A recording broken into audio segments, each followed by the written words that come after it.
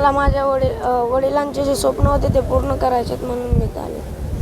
मंत्री आदरणीय देवाभाऊंनी संतोष देशमुखजी यांचे चिरंजीव विराज आणि त्यांच्या भावाचे चिरंजीव धनंजय देशमुखांचे सत्यजित याच्या शिक्षणाचं पालकत्व स्वीकारलं आणि ही दोन्ही मुलं SK इंटरनॅशनल स्काय स्कूलमध्ये आमच्याकडे पुढील शिक्षणासाठी या ठिकाणी त्यांनी प्रवेश घेतला.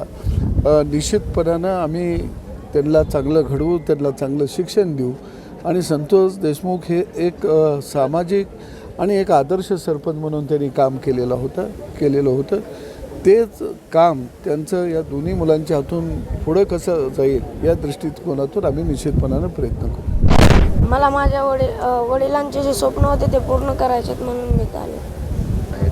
माझ्या वडिलांचे आणि माझं एकच स्वप्न होतं की मला इंजिनियर. नाही, आज गोष्टीची खंत वाटते. जर माझे वडील आमच्यासोबत असते तर तो वेगळाच आनंद असता. पण भाऊंचे आणि या शाळेचे मी म्हणजे मनापासून आभार व्यक्त करते की त्यांनी या दोघांचं म्हणजे शिक्षणाची जबाबदारी घेतली आणि भाऊ आणि त्यांची जी पूर्ण टीम आहे ते नक्कीच त्यांना म्हणजे त्यांच्या उच्च पदावर नेऊन सोडतील आणि आम्ही हे आज इथं निश्चित खात्री करून सांगतो की जरूर ते आज इथे आम्ही म्हणजे याच गोष्टीचं दुःख वाटते की कधी ते आमच्यापासून दूर राहिलेले नाही आहेत आणि आज वडील गेल्यानंतर आमचं कुटुंब आम्हाला सावरायचं होतं. पण जी सर्वांनी तुम्ही दिलेली साथ होती आज त्या धीरानेच आम्ही दोघांना इथं सोडून जातो आहे आणि ते नक्कीच काहीतरी करतील आणि जसं माझ्या वडिलांचं नाव असेल किंवा आपल्या सर्वांचंच नाव ते नक्कीच मोठं करतील. भावना खूप दाटून आलेले आहे. जे कुटुंब आहे आमचं ते सगळं कुठंतरी भावाला शोधतं आहे की कुठं आहे आमचा भाऊ. तर सदाभाऊंनी ज्यावेळेस सांत्वन करायला आले होते त्यावेळेसच असं एकच मागणं मागितलं होतं की ते 2 लेकरं माझ्याकडे द्या. त्यांची शैक्षणिक वाटचाल पुढचं भविष्य त्यांचं घडवायचं जे काम आहे ते SK सैनिकी स्कूल जे आहे युनिट सगळं ते करील.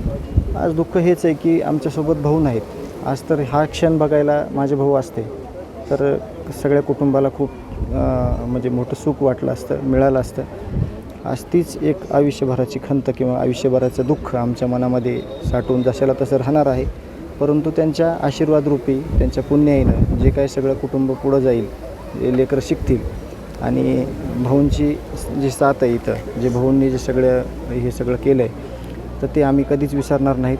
भाऊंनी इतर सगळे लोक आले, सांत्वन केलं, परंतु विद्यार्थ्यांच्या ह्या लेकरांच्या शिक्षणाचं ते पहिल्याच दिवशी म्हणले होते त्याप्रमाणे त्यांचा प्रवेश देखील झाला आणि यांच्या पुढील वाटचालीसाठी भाऊप्रमाणेच आमचं कुटुंब देखील यामध्ये असणार आहे. परंतु दुःख हे कायमचं आहे की आमच्यासोबत आमचा भाऊ नाही.